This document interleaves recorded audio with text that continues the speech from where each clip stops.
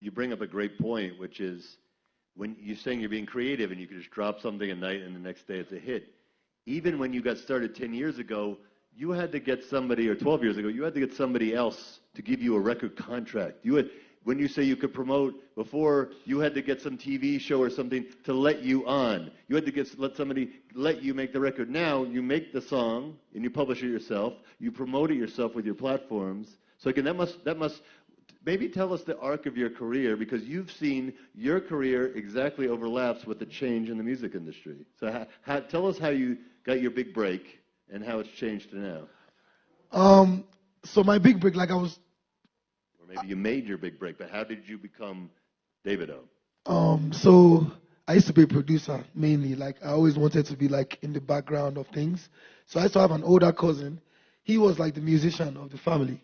He was the older cousin. I was the last born. I'm the last born of my family. I've always been the youngest. But then I was very, very good with like computer, tech, stuff like that. So when he told me that, oh, he does music, I quickly went to go and learn how to record music from YouTube. I learned from YouTube. You know what I'm saying? So I bought like a computer, the program and everything, and I started learning on YouTube. Then I started recording people. So I started recording artists, stuff like that. So one of my cousins that was always with me every time in the studio, he noticed that, like, if you're an artist and you're in the studio and I'm recording you, if the artist made a mistake, you always notice that I'd always give the artist like, I'm like, okay, don't sing it like that. Sing it like this. Sing it this way. It will catch their ears more this way. So over time doing that, I noticed that I was like, yo, I'm better than everybody that I'm recording. So over time then, I was just like, you know what, maybe I should record a song. So the first song I ever recorded blew up. No, that was the second one. The first one, Davido blew up in like Africa and everywhere, but like the first one like blew up locally, like in Lagos, Nigeria. What was it? It's called Back When. So that one was, I was in school, I was in college because I had moved back to Nigeria, but my dad sent me to like the village, a school in the village, far away.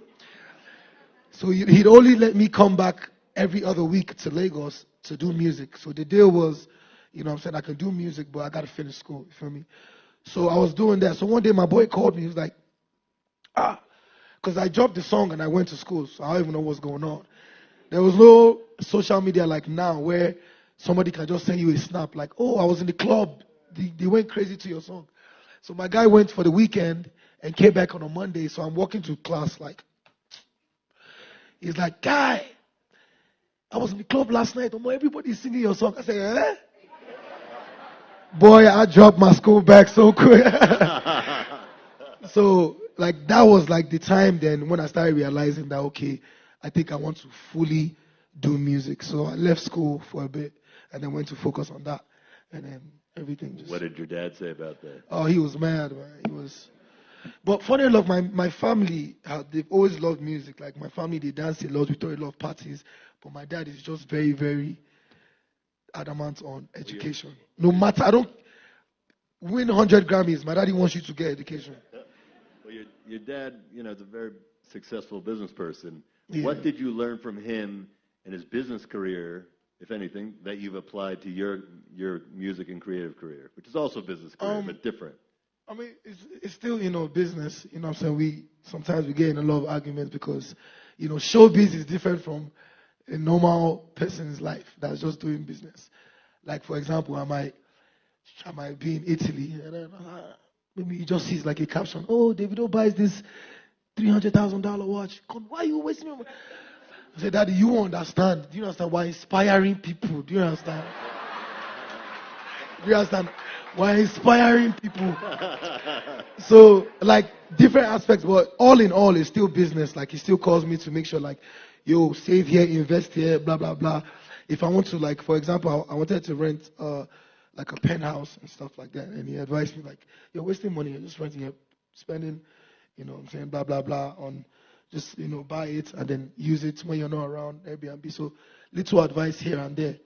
But yeah, it took a while for, you know, him to really accept the music, but now he accepted it fully and everything. So. Forbes estimated you made $20 million last year, so I guess that probably makes Dad proud, right? That's you know, It's like Jay-Z said, right? You know, I'm not a businessman. I'm a business Man.